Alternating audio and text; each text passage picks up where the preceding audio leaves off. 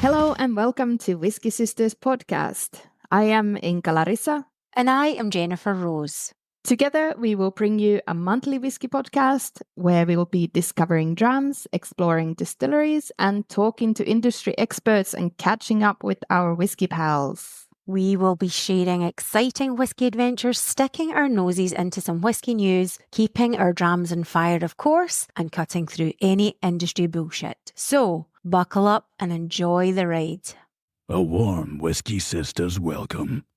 A big, juicy welcome to today's episode. Today we are sipping and chatting with Stewart from Torabhaig. It's been a busy month. We had a Glasgow Whisky Festival.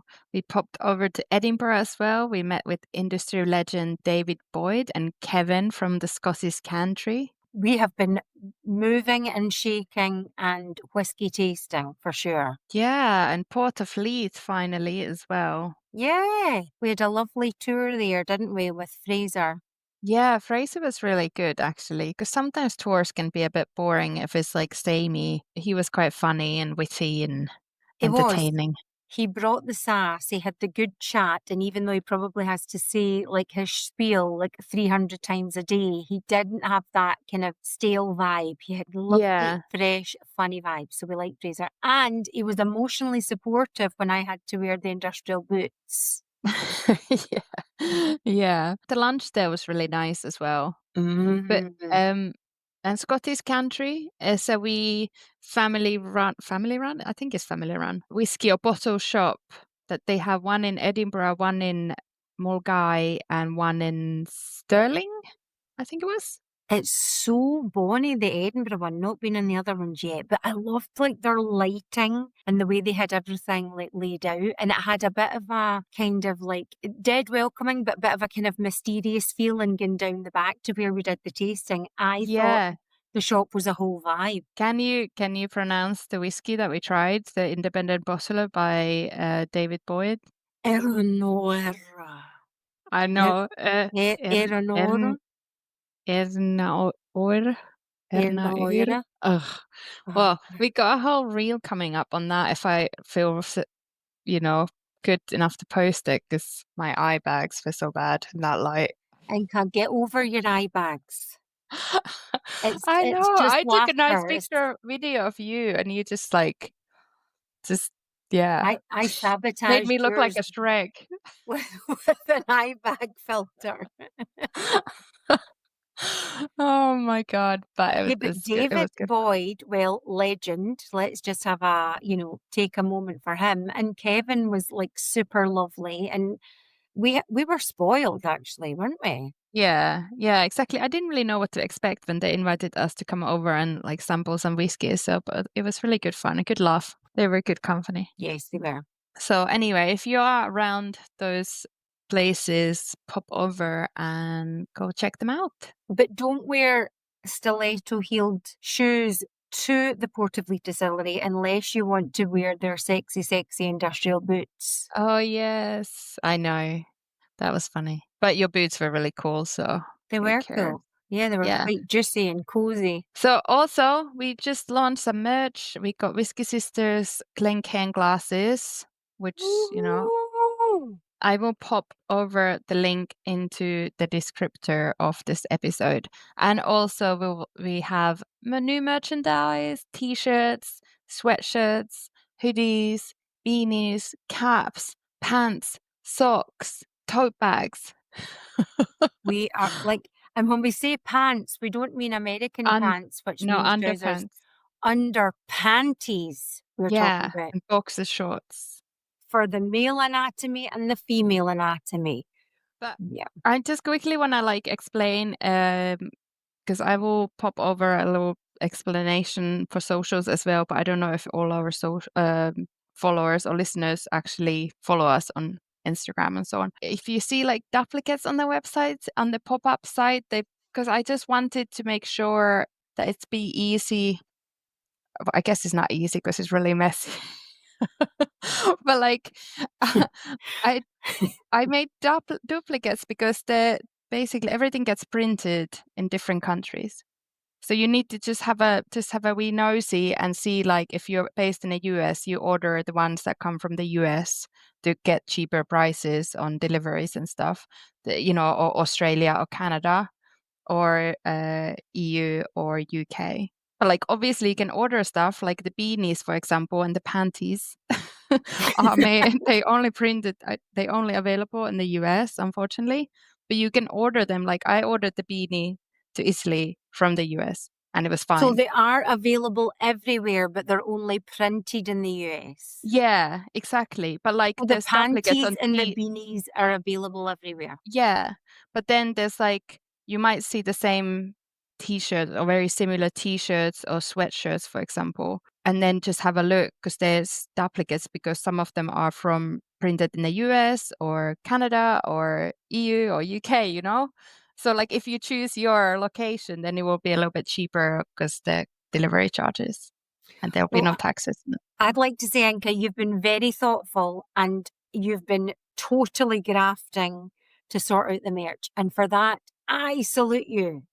I know, It, but I feel bad, it, like, because now it's like there's so many, so it might be a bit confusing. But like, I was trying to be nice and considerate, but I probably made it way more confusing for everyone after I all. was just going to say, in your niceness, it sounds like a big shit show. Yeah, exactly. But also, I have to say, I ordered the sweatshirt from the EU shop, but like, I've chosen very similar to all different markets, so it's super cozy and like has that warm inside, like a warm, nice, soft inside. So it'll be perfect for the I winter. think we should open a helpline to accompany the merch. Yeah. If you I- have been psychologically injured trying to order this merch, please press 1. Yeah. Oh my God. No, just slide into DMs and like send a SOS, and I'll come to the rescue. That's it. And Oh, talking of Kevin from the gantry, when we told him about our panties that say stick your nose in it, he thought that sounded great fun, and we were to let him know, and I'd think he might pop some juicy merch over there. So we'll keep you posted about that. let's stick our noses into the latest news now rather than panties. Panty. Stick your nose in it. Kentucky Distillery Buffalo Trace is offering consumers the chance to sample its bourbon at a tasting room located in the open plains of Wyoming, surrounded by herds of wild buffalo, which I actually think sounds pretty magical. And the distillery has partnered with Buffalo Field Campaign on this initiative, a non-profit organisation, and it's dedicated to preserving and protecting the last few wild buffalo in the US and their natural habitat in the greater Yellowstone ecosystem. Titled Perfectly Untamed, this experience is headlined by a floor-to-ceiling glass-walled tasting room remotely located on the plains of Wyoming with full views of roaming buffalo. Fun. Like, well, it's kind of weird. It's like basically a glass box in the middle of nowhere. I think that might be quite nice, but I would understand if the buffalo got cross and tried to like ram the glass box, just with the invaders on its land. Hopefully, I'm sure it's not a high risk activity, and I'm sure it would be like very spiritual and moving as well as tasty. Consumers have to be aged 21 and above to register their interest at untamed.buffalotracedistillery.com. And once registration is confirmed, successful guests will be contacted and participation will be finalised after a $500 donation to the Buffalo Field Campaign has been received. And guests will receive $1,000 for travel expenses and curated lodging recommendations for their journey. It's kind of weird though. Like, why do they have to give the 500 but they still get $1,000? It's so weird. Yeah, why is it not like, why don't they just pay for it? Why don't they say it's free and we'll give you $500 towards the travel? Maybe they just want, because once you pay that money, then you're committed. Because otherwise maybe they get flaky. I don't know. I don't know. Kind of weird, but I like the idea. That would be fun. I think buffalo are quite cute. Do you? Yeah, but I think they're massive, aren't they?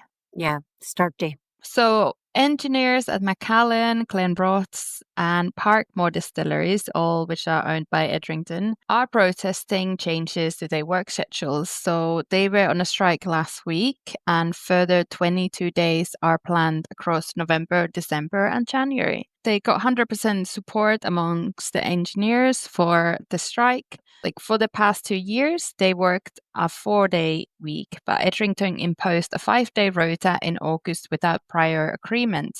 The change means engineers are now working around 40 extra days per year with no additional pay, and their on-call time has doubled. That's not very nice, is it?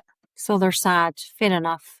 Like I didn't realize it was also like other distilleries. I just thought it was Macallan. And I was like, oh, there we go, another Macallan thing. Yeah, I wonder sorry. if they worked compressed hours over the 4 days and it's like the same hour. It doesn't sound like it. Sounds like they just had a jammy, nice, healthy 4-day week for ages and then Yeah, then just chucked in that. I don't know exactly like how many hours or anything like that.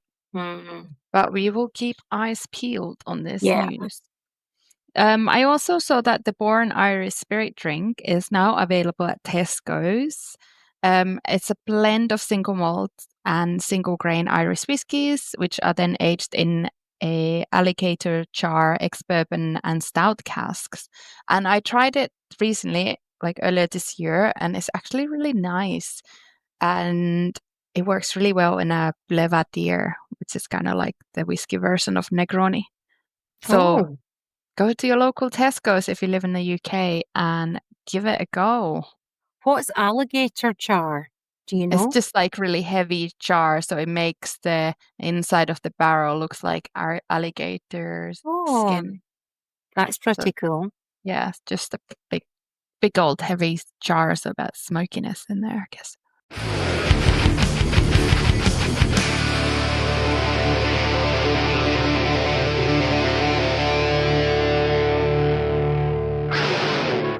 Whisky Sisters.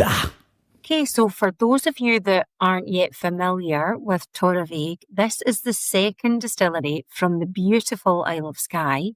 So the previous owner of the site, Sir Ian Noble, he is the founder of Scotland's first modern merchant bank and an influential Gaelic language advocate, had the idea to build the Isle of Skye's second whisky distillery way back in 2002.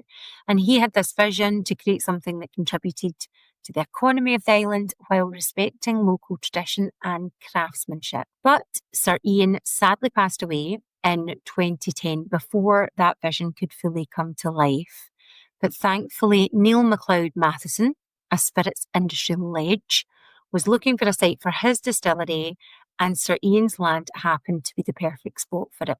And he acquired the land in 2013. So originally the idea was to create a new lowland distillery, which he did slightly later, but with the land now available on the Isle of Skye and his family ties to the island, that seemed a no-brainer to honour the plan of Sir Ian Noble and to make his dream come true. And the first casks were filled back in 2017. Yeah, and they actually named the Torabhaig Spirit Stills after Sir Ian. The wash still is named Lady Noble after his wife, who is still alive and visits the distillery often, I've been told. That's nice, isn't it? Yeah, and this way the couple may be together forever in spirit, facing each other. Beautiful. Working and standing side by side. I know, it's cute. That's very cute. And also his Gaelic language legacy is connected to distillery's whiskey releases through the naming and different things, artworks and stuff. So that's nice. Even if they are a fairly new player in the whiskey scene, it no way means that they lack flavor. The distillery serves big and bold, flavorful whiskies. Think of like brine and tar, salty and sweet peat, like nice balanced sweetness, which is always my favorite, peat with a little bit of sweet. And plenty of smoke, usually 75 ppm or more initially. Ooh. Yeah, obviously the one, like by the time it reaches your glass, it will be lower. But that's what we will be talking about with Stewart in a bit, because he will explain the whole thought process behind their peat or like what kind of peat they wanted to create in the first place. Basically, that kind of polished and well-tempered style. So he will tell us more. The new make has a cereal sweetness and notes of strawberry jam and dark cherries. It was very nice. I tried it at the distillery earlier this summer. So while we wait for Stewart, why don't we start sampling and talking about these whiskies? Let's do it. Drum on fire. The first one, let's start with the Chapter 4 Legacy series, The Sound of Sleet, which is named after the Sleet Peninsula, where the distillery is located, aged in ex-bourbon and New American oak. I had a feeling there was maybe some virgin oak as well. But this one is basically they had like the 46% ABV. But this one, what we have, is batch strength and bottled at 60.2% ABV. Very nice. So colour-wise, for this Sound of Sleet, quite It was pale. yellowy, pale yellow gold. Sound of Sleet, I know the sound is like the sound as in the body of water and the Sleet Peninsula, but I just keep thinking like the sound of actual sleet, like rain. Oh, yeah, rain, yeah. But I quite like That's that funny. image as well. Yeah. Oh, the label is so beautiful. It's kind of turquoise, and it's like the picture, I guess it's like the weather and the sea, but it's like different shades of turquoise, and it doesn't look necessarily as good on the actual bottle, but I saw the artwork, the full size at the distillery, and I just wanted to take it home. It's just, I love turquoise. Obviously, my whole sleeve is turquoise, like it's my color, and it was just stunning. Really Yeah. nice. And I think it's a local artist as well who's done Oh, it. that's cool. So yeah, What- this is about 5 to 6 years old. What did you think it sticks really nicely in the glass as well. Yeah, I think it's sweeter on the nose now it's had a chance to air than when I initially got it, although I did get a nice sweet, but maybe like fruity syrup that you would get in tinned fruit in the nose, but quite a Yeah. crisp green apple. And then maybe a tiny bit of burnt popcorn kernel. Oh, nice. I think initially I was getting peach and apricot, maybe even roasted pineapple, but then it was, like you said, like it's definitely now that's been the glass, it feels even sweeter. Like Nice definitely roast. that syrupy, fruity syrup. Yeah. And I was getting some Chinese pork dish, that is slightly sweet Ooh. with that sweet smoke, something. Yeah, Like that's nice. That's a good shout. also, yeah, brown olives and that kind of brininess, warm cold chestnuts roasted. Yeah, and then that nice sweet smoke. They are really good. They're all super good. Sometimes I struggle to describe the subtle savoury notes, and I think that's like I can get all on board with all of those. What about the palate for you? Bonfire embers on the beach. Mm-hmm. Oakiness. It's quite peppery. I was getting some loose leaf tea, orange oil, one from the zest when you do it for the cocktails and it sprays out, and some honey glazed gammon. Oh, delicious. I definitely got a kind of, like savoury cracker with a wee grains of salt kind of on them with a kind of salted butter on top. Maybe those kind of tinned fruit, tinned peaches, but charred.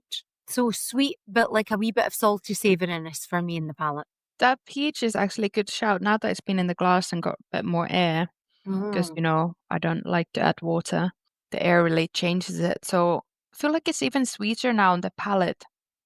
Maybe even more orange, and also the peaches, like you said, that kind of slightly, maybe the skin has been burned, but it's still kind of syrupy. I get quite an ashy finish.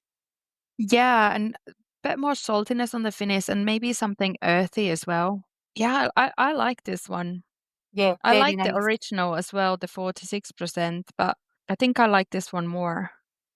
It's not harsh at all. Not that high ABV has to be harsh, but you might imagine it was like less sippable, less easy to sip, whereas it's it's gorgeous.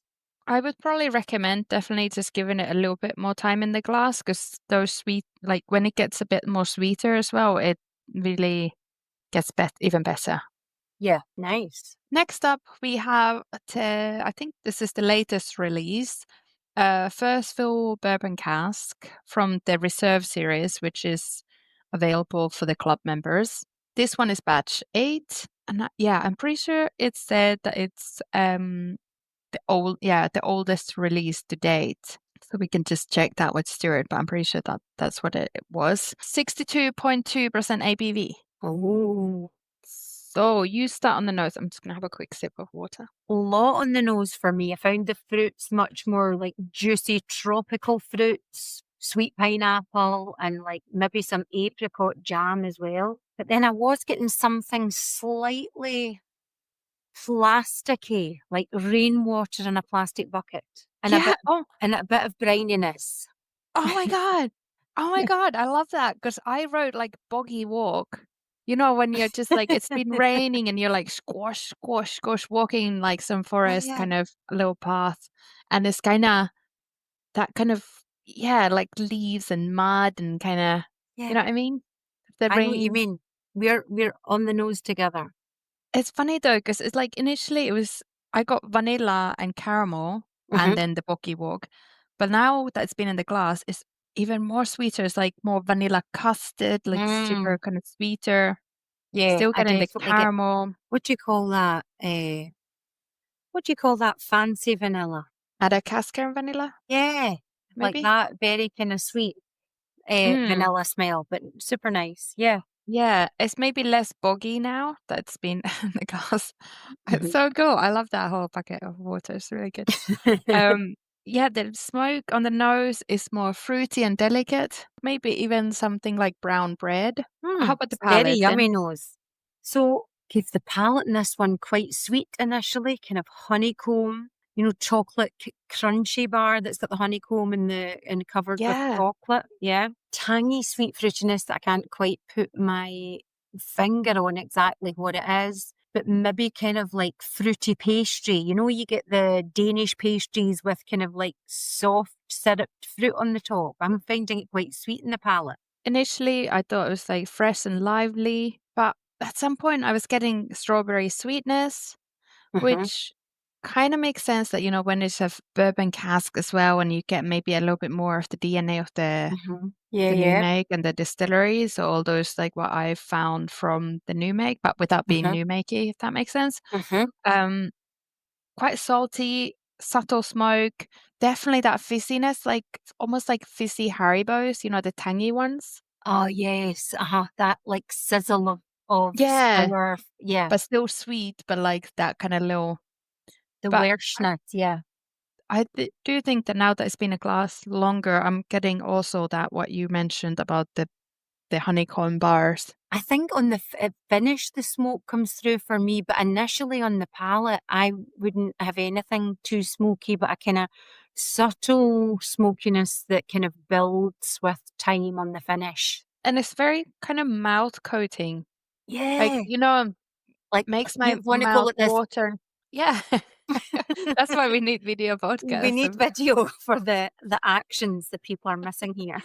Yeah. But it does definitely The like maybe make them. unattractive facial movements. Yeah. I know. I definitely need Octomore for those episodes because I want everyone to see what I saw.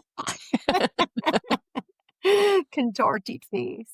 Uh, like you said, definitely more smoke on the finis, Hmm. like slightly more ashtray. I think it would definitely appeal to, peat lovers and non-peat freaks alike. I like it. I Hmm. think maybe I prefer so far the previous one though. Me too. Sound of Sleet's a nose ahead for me.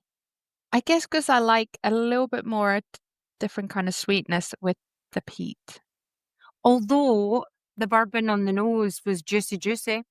Yeah, that's true. It's very nice. Quite long finish as well, and it's really Mm. keeping my mouth watering, like how Paul was talking about Ardnaho, some of the Ardnaho releases. I feel like there's similarities in that sense. Uh-huh. Yeah, yeah.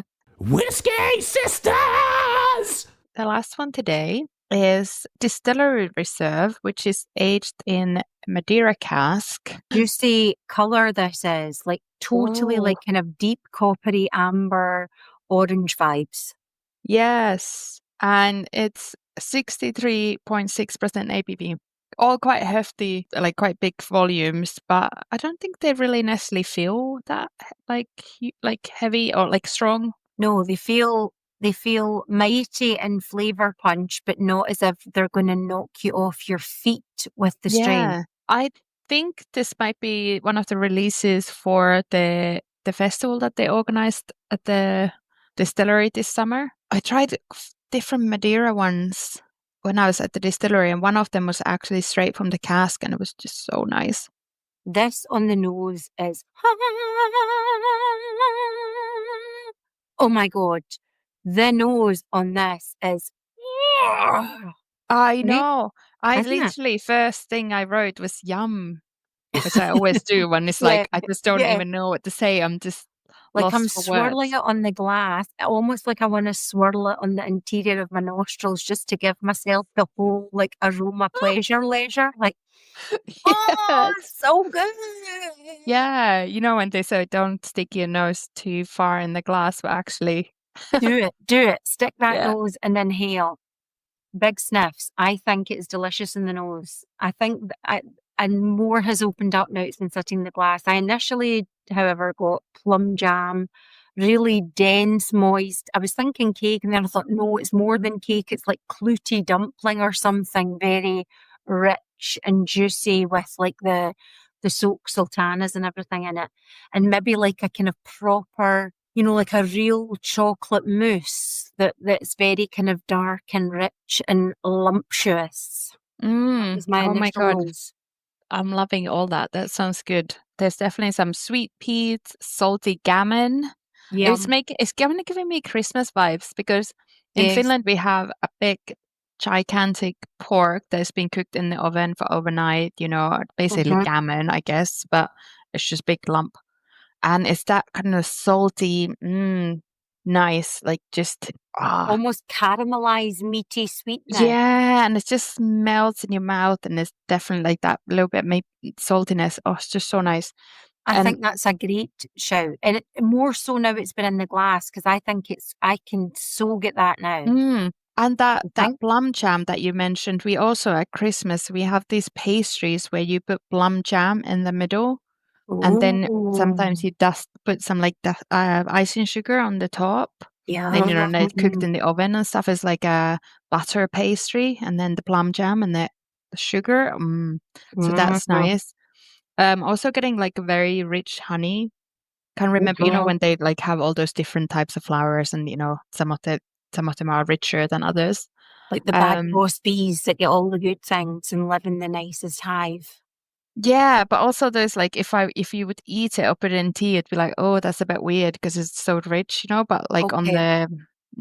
like on the Yeah. nose or like that kind of it works on the aroma level. Fruity, sweet smoke still, maybe with air, even getting a bit more like fermented apples or something that's been maybe in the Okay. compass or something, or just been sitting on the counter for a little bit too long and started to kind of turn, but still like sweet, but like slightly more something and like mustiness. Nice mustiness though. Yeah, like really nice mustiness. Something that you find in perfumes or, you know, when you go to like, actually, one point I was getting all weird and was thinking like, oh, you know, like 70s house or back in the day, you I go was like, actually thinking of abandoned old person's house when you said musty. me too, yeah. Or like, you like, yeah, like Christmas in the 70s in some like old person's house.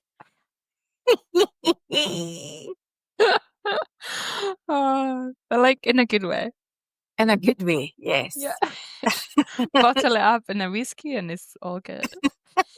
Little bit of like, you know, old ashtray, someone smoked inside and you can smell the Christmas gammon. Old lady perfume and a wee glass of sherry. Yeah. I know. It's a Maybe good a one. canary in the cage in the corner.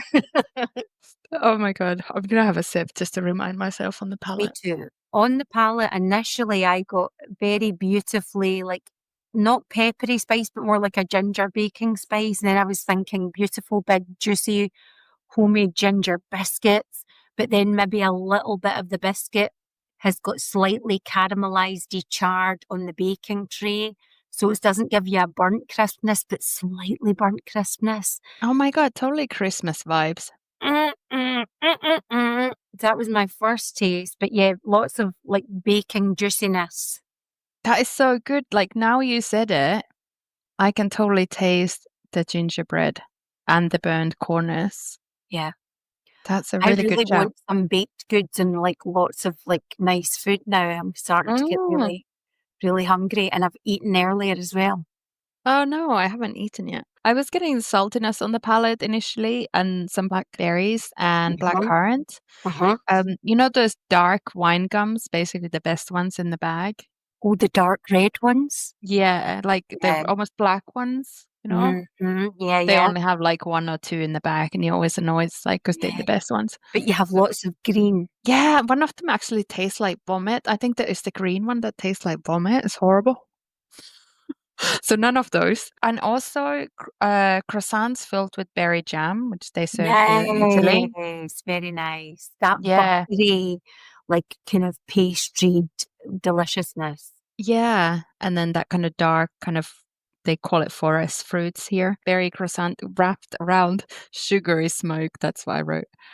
Oh, it's absolutely gorgeous, isn't it? Yeah, yeah. And it gets a bit nuttiness, like nuttier on the finish, maybe a little bit drying.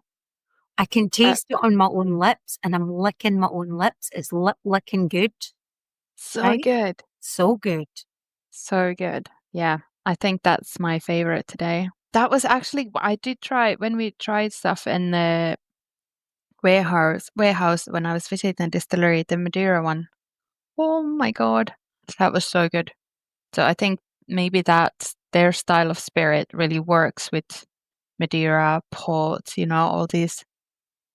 So nice. It's reminding me that in the island of Madeira, they have like a badass firework display at New Year. And I'm thinking, save some of those fireworks for when you open that bottle, because that is a frickin' banger. Do you think on the nose now that it's been in the glass, it's almost even like pine cones? Like now I'm starting to think like Christmas tree. I'm totally I just in a think there's, no, but I think there's definitely more earthiness accessible now. not pine cones, pine needles. Duh. The needle's nice. Maybe I'm just in a Christmas mode.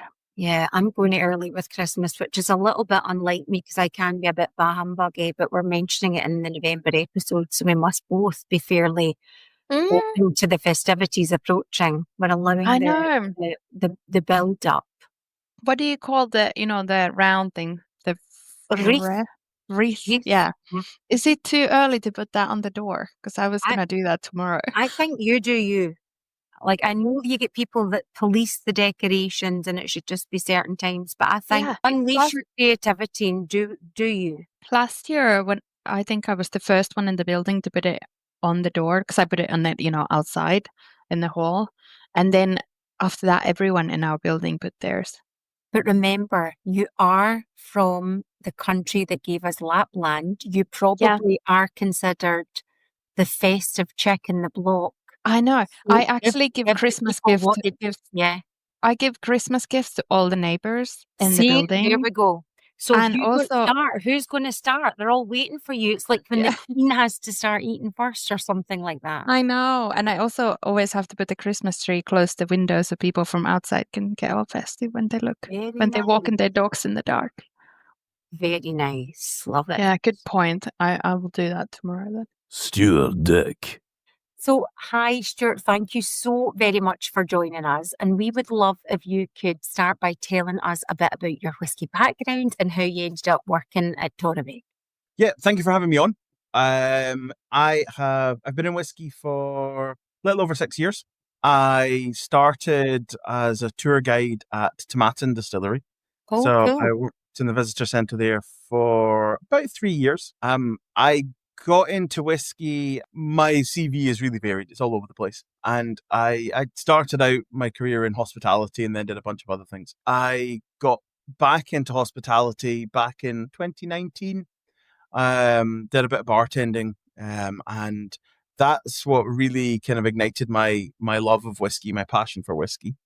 And basically at that point, as I started learning about it, started following more BAs on socials, I, at that point, decided that's what I want to do. So I then tried to figure out the best way to get to that point. There's a few different routes, but for someone living in Speyside, the most obvious and sort of easiest is via tour guiding. So I started applying for tour guide jobs. And as I say, I was at Tomatin for 3 years. And then this job with Mossburn and Torabhaig came up, and I applied for it. And I think really it was just that it was all about fit. As a company, we're quite detail oriented. We're really interested in a lot of the nerdy stuff. And I think during my interview, I think it was apparent that I am also interested in the nerdy stuff.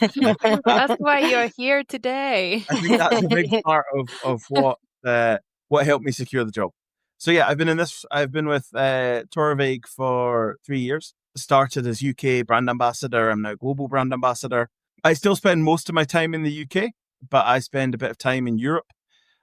So I work typically, most years I work with Germany, Netherlands, Italy. I'm also doing Sweden this year. So next weekend coming, I'm off to Sweden, then Germany and Italy, all sort of back to back. Busy. It's Yeah. always like that though before Christmas, isn't it? Kind of gets a bit crazy. It's this time of year. All of us, every BA is on the road at the moment. Yeah. And we barely see home. And then we're all just kind of working towards the middle of December when we all then typically take about a month off because we've racked up so much time off. So Torabhaig is a relatively young distillery. So what was the original vision behind its founding and how has that evolved? So Torabhaig we started production in 2017. Everything we do at Torabhaig, everything we do within Mossburn. So for anybody who doesn't know, Torabhaig is owned by Mossburn Distillers. Mossburn are an independent bottler and blender. Torabhaig is our single malt distillery on the Isle of Skye. So everything that we do is down to the vision of our whiskey maker, Neil MacLeod Matheson. Neil's family are MacLeods from Skye and Lewis. So for Neil, in a way, it was a little bit of a homecoming to go back to the Hebrides and get to build a distillery. He had this idea in his mind of how he thought the distillery should be run and of the kind of whiskey that he wanted to make. And in the early days, he described the whiskey as elegantly rugged, which is kind of an abstract way of describing whiskey. He wanted a whiskey that was delicate and light and clean, but he also wanted it to be peated. He wanted it to be relatively heavily peated, but not necessarily to drink the way people expect heavily peated whiskey to drink. He was really keen that we be deeply involved in the community. He was very keen that we employ locally. And so that's why it fit so well when the site became available that we ultimately converted into a distillery. The distillery itself is in a former farm steading. The steading was built around 1800, so it's about 200 years old or so. When we bought it, it wasn't quite derelict, but it really was not in good nick. And we bought it in 2013, 14. 2014, we started work converting the building into a distillery. Huge amount of work went into it. We had a stonemason on site every day for those 3 years, repointed every single stone in the building. And to make things just a little bit more complicated, it's a listed building. It's B-listed. So that meant not only did we have to convert this building into a distillery and try and squeeze all of the equipment in that we wanted to get in, we also had to faithfully restore the building as well. We had to retain all the features. So we only made some relatively minor changes to the original building. We added some roof vents. We've added some extra doors. But other than that, the original building is fundamentally as it was when we bought it.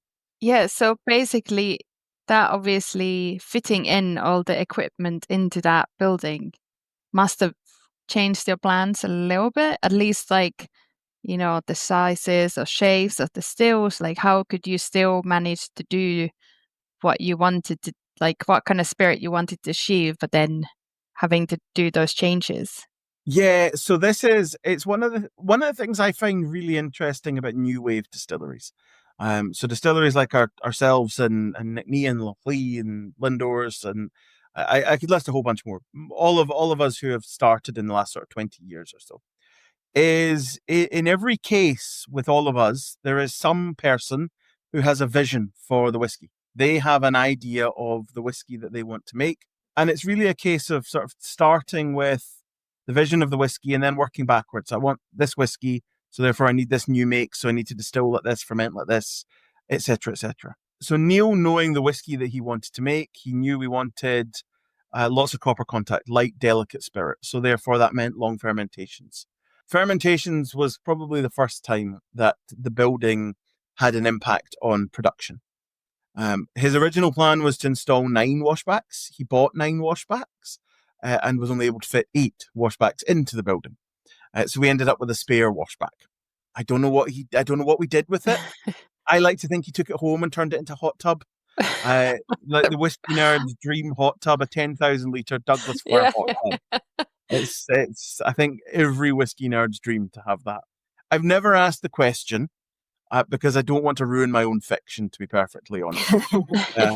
So Neil, if you do listen to this, please don't tell me the real answer. Leave me thinking that you have a home as a hot tub, because it's just much more fun than a practical answer, which would be the reality. In terms of distillation, so we want light, delicate spirit. We want lots of copper contact. Typically, that would dictate very tall stills, a la Glenmorangie. It would typically dictate inclining line arms. But the building then had its say in that. Now, the section of the building where the stills sit, we opened up the ceiling. Where the rest of the building, there is a ceiling, but above the stills, we're open right up into the rafters. So that gave us an extra few inches of height on the swan neck of the still. And also it meant that we've arranged it, or we've set it up in such a way that we should be able to lift off that section of roof when it comes time to replace the stills. So we can crane the roof off, take the old stills out, put new stills in. We have declining line arms, which, given we want light, delicate spirit, kind of is not what most people would expect. And that's where the building played its part, because that was what we were able to fit in. So that's why we have declining line arms. Now, in order to create the spirit that we want, we run our stills very, very slow. But we also run our condensers pretty hot. So by running the condensers pretty hot, we increase the copper contact in the condensers. Most of what we did in building the distillery, we were traditional. 200-year-old building. That's the reason we installed wooden washbacks. Some distilleries will tell you it adds to the flavor. Some distilleries will tell you it doesn't add to the flavor. They'll tell you we don't know, because we have only used wooden washbacks, so we have no clue what difference it does or does not. We went for wooden washbacks because we thought stainless would not be appropriate in a 200-year-old listed building. Yeah, it looks nice. Yeah, it looks much nicer. So, but traditional would have been worm tubs. But we didn't want worm tubs because we wanted light and delicate. So that's why we went shell tube. And as I say, we run them quite hot, to the point that we've actually just replaced our wash condenser after just 8 years. So that literally today it was being lacquered. It was installed just last week and it was getting lacquered today. What's the industry standard normally? How often you would? That's really hard to judge, but I think we were certainly hoping for more. Yeah. I've heard 10 to 15 years thrown about. Oh. It is always it's the same with any element of a still. It's really difficult to judge because different parts go at different times. And also one of the challenges with designing a distillery is, so you have the vision in your mind of the whiskey. So you work your way back and you think, okay, if we do this, and this, we should end up with the whiskey that we want to end up with. And then you come in day one and you switch everything on and you see whether it works. On day one, you'll be fairly close, but you're not quite there. It took us about 9 months to dial that in.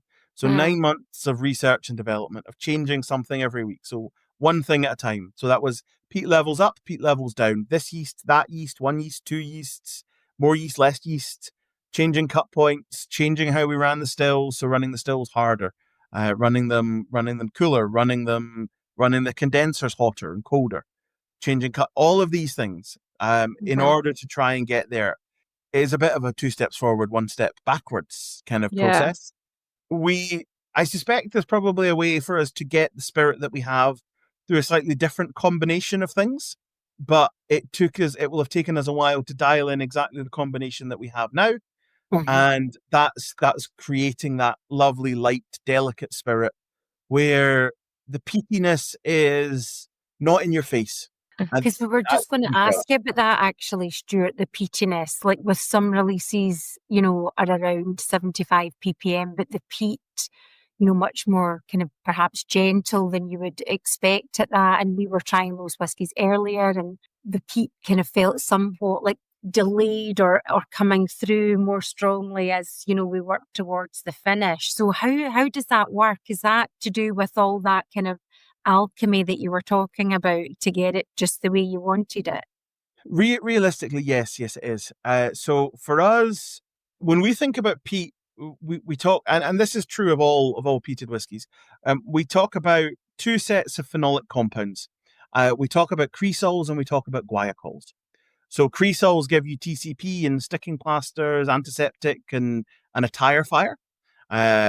Amazing flavors, but not what we want for Torabhaig. Guaiacols, on the other hand, they give you things like ashy bonfire smoke, gunflint, fireworks. So last night's fire ash, it's that kind of embery, smoky flavor. So we've got the cresols, which are medicinal. We've got the guaiacols, which are smoky. And for us, we wanted to concentrate the guaiacols, and we wanted to really temper the influence of the cresols. What we came to, or the point that we came to through that research and development, was that by cutting quite high, so taking a pretty short heads cut and cutting to tails relatively early, we're able to concentrate lots and lots of guaiacols, and we're able to essentially carve away or sculpt away most of the cresols. During the second distillation, you're going to be collecting guaiacols and cresols throughout the distillation, but most of the guaiacols are collected early on with the higher alcohols, and most of the cresols are collected later on with the lower alcohols as you head into the fusel oils. So we run just a 15-minute foreshot, and we cut to tails at 64%. So by taking that top end of the spirit run, we concentrate the guaiacols and we get rid of the majority of the cresols. We send most of them to the faints tank. And this is what we think about. We think about this as sculpting flavor. So if you think about a sculptor starting with a giant block of marble, they cut away the bits that they don't want and they're left with what they're looking for. And that's what we've done here. Or that's what Neil in particular has done here, because it's his vision. Very cool. Do you think like different people can detect different peat particles? Like, do you think someone's palate can detect more cresols or more guaiacols? Definitely. I see this quite frequently. So, as I said, we describe our whiskey as being quite guaiacol-y, it's ashy bonfire smoke. It's all those flavors. Occasionally, I'll be doing a tasting and somebody will pick up one of our whiskeys and they'll go, "Oh, it's pure TCP." The rest of the room stares at them in disbelief. But they are, I'm guessing, much more susceptible to a certain phenolic compound, one of the cresol compounds. It won't necessarily be cresols as a whole, because cresols are a family of compounds, guaiacols are a family of compounds. So there will be one particular one that they are particularly susceptible to. And for them, they then go, "Oof," and it blows their head off. They don't like it. Even though for the vast majority of people, our whiskey is not medicinal. But for certain people, it really is. So yes, I see it fairly frequently. But is there also like a possibility, like if you try more peated whiskies, maybe your palate gets used to it, and maybe you're detecting? Because I personally, when I try lots of peat, because I love peated whiskies and I've been drinking them for years, I don't necessarily always like peat. The smoke is not the first thing that comes to my mind when I'm trying some whiskies. Obviously yours anyway comes maybe slightly delayed and is sweeter. But even with some other brands, it's not necessarily like someone will be like, "Oh, that's a bit smoky," or I'm like, oh, I didn't really think about it. Like on the nose, I didn't get anything, or on the palate, it's like, oh yeah, maybe like afterwards, or it's something more subtle than what they're thinking, or is that just more like how they taste things? So I think there's a couple of things at play there. I think susceptibility is part of it, but I think also the layering of flavor comes into play here. So by running the stills slow, we get a different layering of flavor, and this is one of the really fascinating things about distillation is all elements of whiskey making. Every stage in the distillery, every piece of equipment, if you tweak things just a little bit, you adjust your fermentation temperature, your fermentation length, you increase your yeast volume or decrease it. You tweak your cut points, you tweak your temperature. All of these, every little thing will play a part in the flavor. I think when you get that situation where you taste a whiskey and the smoke is not, or the smoke or the peat or whatever, however you're phrasing it, is not the first thing that hits you, I think that's down to the way the flavor has been layered, the way the whiskey maker has created that product. And, for us with Torabhaig, we wanted something really balanced, really delicate. We wanted the peat to be well incorporated. So what we didn't want was we didn't want that to be the big flavor.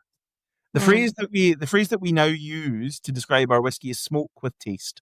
When we think about that, we talk about peat being, or smoke rather, being an addition, being almost like a seasoning. It's adding to the flavor. So peat isn't the thing when it comes to Torabhaig. It's one of the flavors that's there in Torabhaig. Yeah, that's good. That's a good way to put it. I feel like that's what we were kind of saying when we were trying these whiskies. Unleash the peat. And can you share, Stuart, what your thoughts are with regard to where the peat source has come from? Whether that makes a difference in the flavours of aromas of your final whiskey. So our peat comes from Aberdeenshire. So we'll start with that bit first of all. The peat is sourced by the maltster, so we use Crisp in Port Gordon. My understanding of the influence of peat terroir comes from Mike Billett. And so if you haven't read Mike's book, Peat and Whiskey, The Unbreakable Bond, I think is the title, it's worth a read. So Mike talks about the differences in phenolics, and basically that's where the principle of this comes from. So the principle of the difference between peats. So let's very broadly call it Highland peat and Islay peat. So Highland peat will have slightly higher guaiacol content, and Islay peat will have a slightly higher cresol content. So in terms of ratios. First thing is, those variances are pretty small. There's not it's not a vast chasm of a difference between Highland and Maritime. It's relatively small. Secondly, if you were to analyze different areas of the peat bog, a few 10, 20 meters apart, they would be different. Different depths would be different. So you would get variation there anyway. So that's the principle of why it, in theory, makes a difference. Yeah. But then you have to think about the flavor that every distillery wants to create.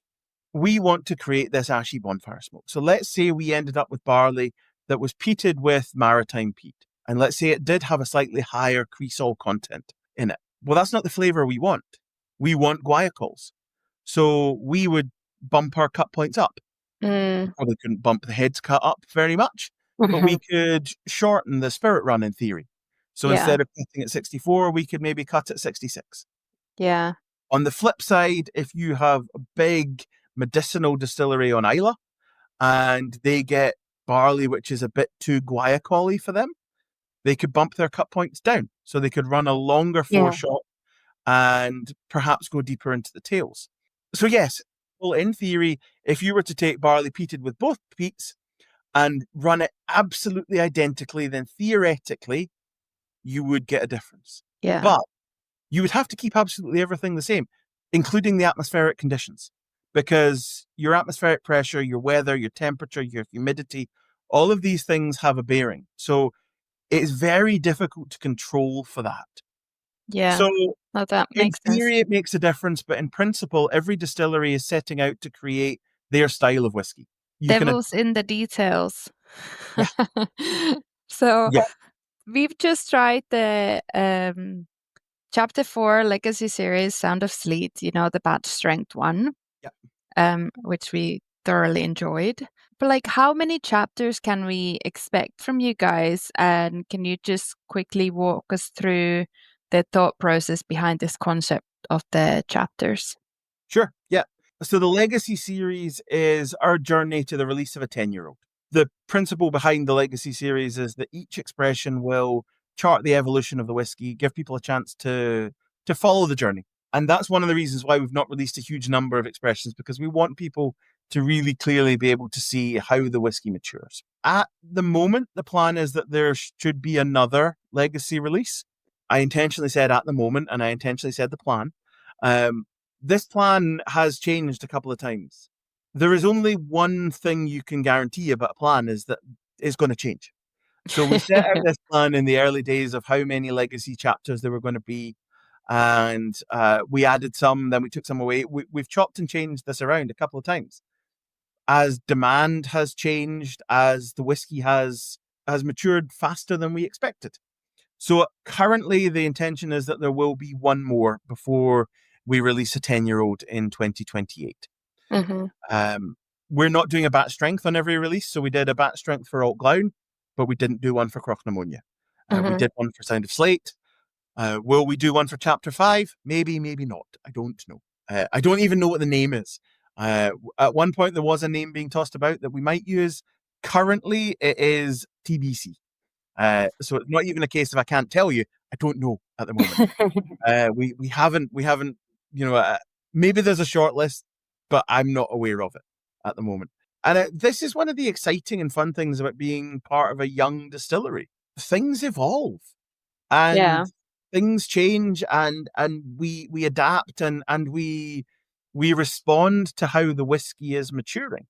As the whiskey changes, we change direction. So we set out with a plan of how often we would release, or how many bottlings we would release. And I think Neil maybe had a rough plan in his head. Okay, this one will be bourbon. This one will bring in some fortified wine. This will be this will be that, etc., etc. But it wasn't set in stone.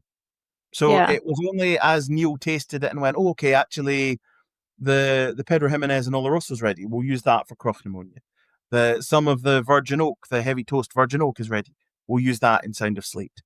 So it is all about adapting and responding to what the whiskey's doing, because we don't know what it's going to do. We genuinely have no clue. So we don't know what the 10-year-old is going to taste like. I'm sure Neil has an educated guess of what he thinks it's going to be like, and I'm sure he has an idea in his head of roughly the casks he thinks he might use. He's not told any of us, or if he has, nobody's told me. I'm not good at keeping secrets like that because I get too excited. I'm too much of a nerd not to share those kind of secrets. So most of them know not to share things like that with me. I'll get too excited about it. Well, we love people getting excited about whiskey, and we were extraordinarily excited about the Madeira cask finish today. Is there anything you can tell us about the cask that we can expect in the future? Feel free to include secrets.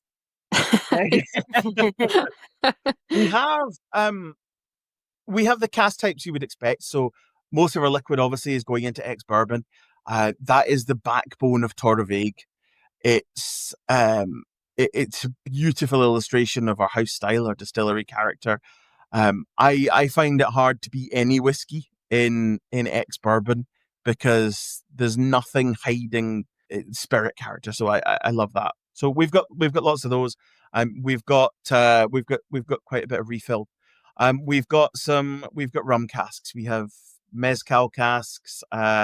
Just the last couple of days, I tasted a PX cask, which is stunning. It's like it looks like PX, to be honest.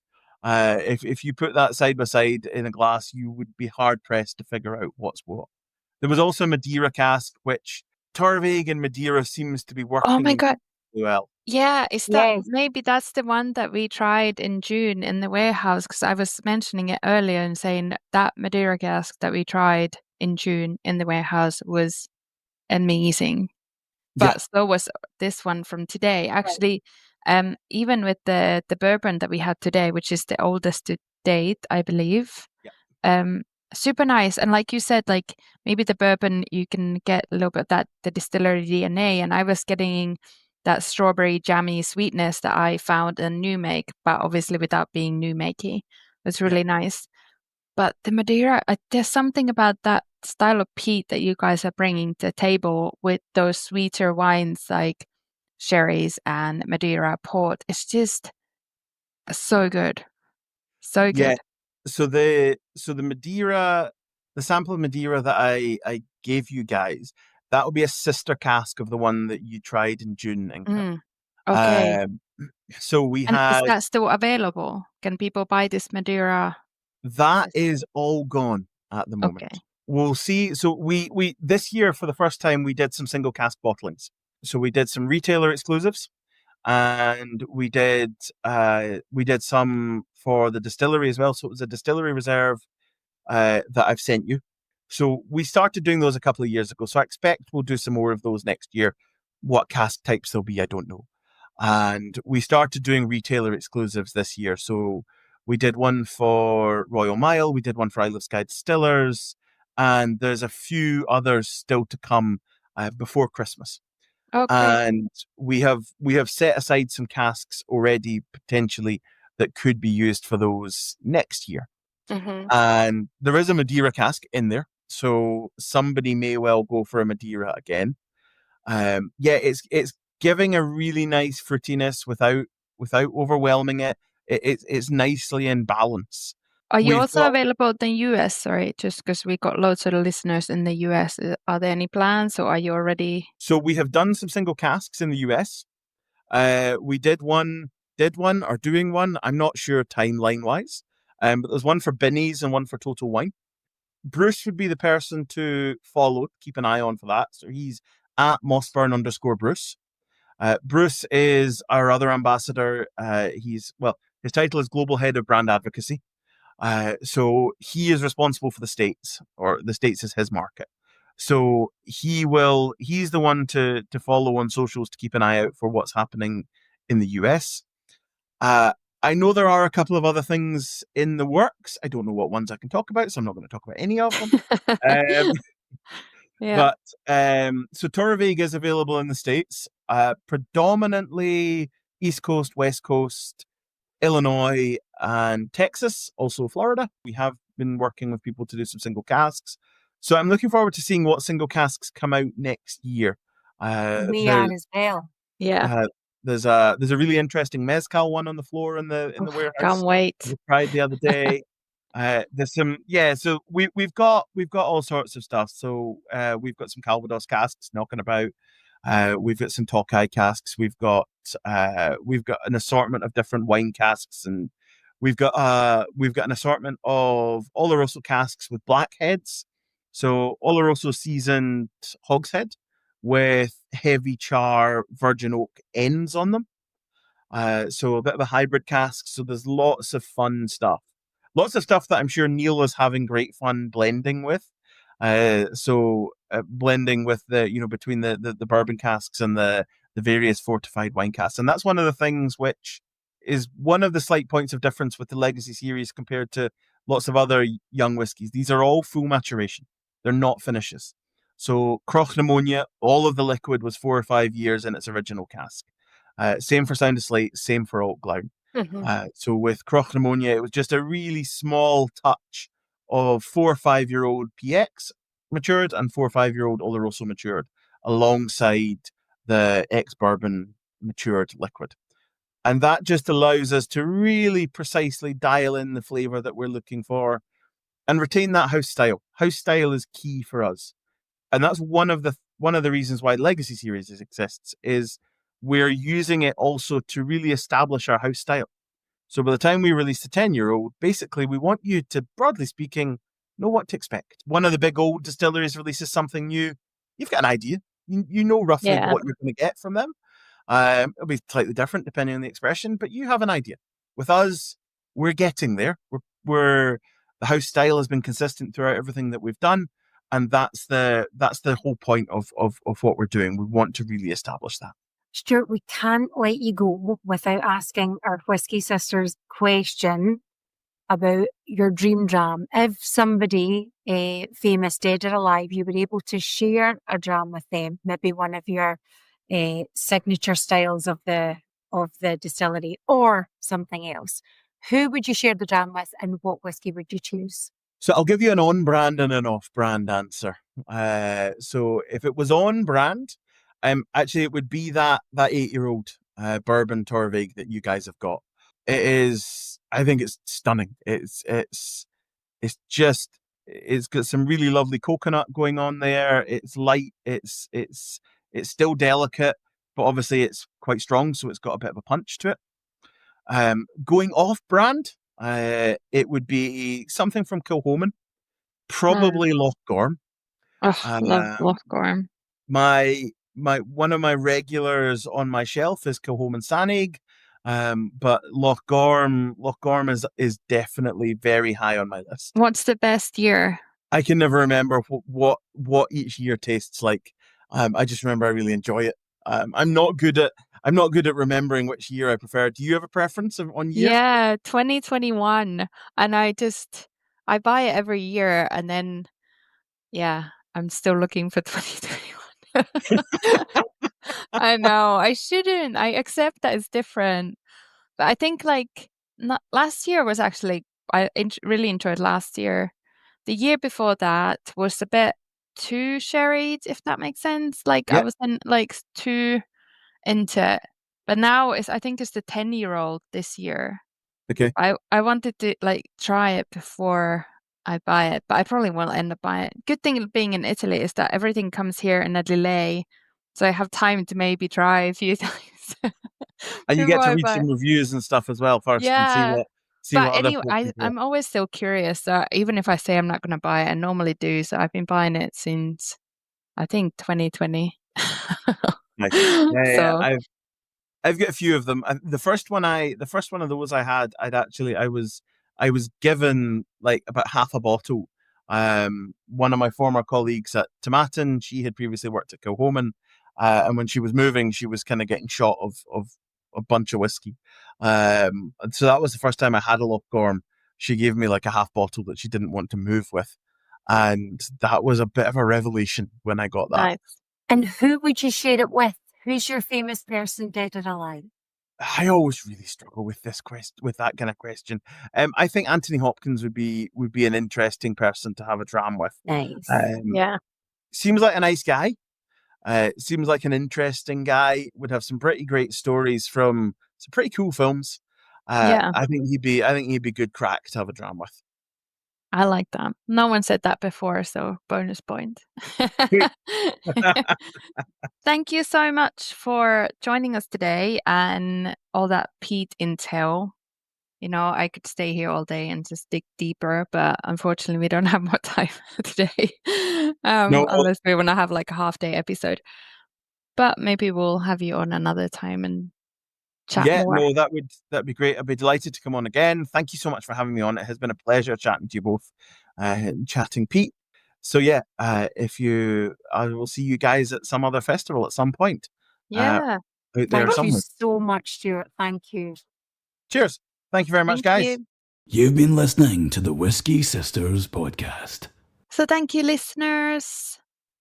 That was a peatastic or beautiful episode. I don't know if anyone got my peat, although I just always sound like I say P rather than B anyway. Peatastic episode. Peat-tastic episode. I always love learning more about peat and obviously all the kind of nitty-gritties of whiskey. So that was very nice talking to Stewart today.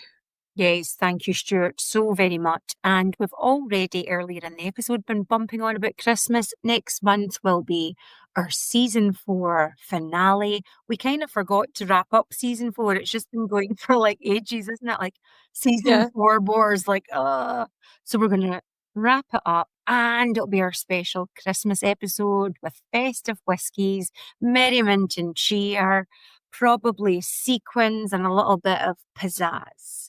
And a bonus episode, of course, will be released to honour the Glasgow Whisky Festival and the Glasgow Distillery for having us along with them at said festival. We will be doing a super fun bonus episode when we can get our shit together sometime later in November. Yeah, need to talk to Mark and see when he's available. He'll be too busy trying to order his stick your nose in it underwear on the website, getting in the bloody tangle. Yeah, I know. They will all make great, like, what do you call it? Stocking fillers. Stocking fillers. Hey, and anyone that orders merch, let us know how you get on. Tag us, model the merch, and we will share on our social media with glee. Yes, exactly. Maybe we'll even do like a Christmas gifting for the I think best. we should, because nobody post. likes a Scrooge. Yeah. Yeah, maybe you will get some. Yeah, we'll do something. I will have to think about it, but something will be gifted if you share it, tag it, all that jazz. All that. But anyway, while you wait for all the festivities to begin, follow us on Instagram at whiskysisters.podcast, X at Whisky Sisters, and Facebook at Whisky Sisters Podcast. Stay cozy, Inca, my favourite whiskey drinker, and whiskey pals. Love you. Stay beautiful. May your glass Do you be want me full. to repeat that? I'm on a roll. May your glass be full. And your dram on fire.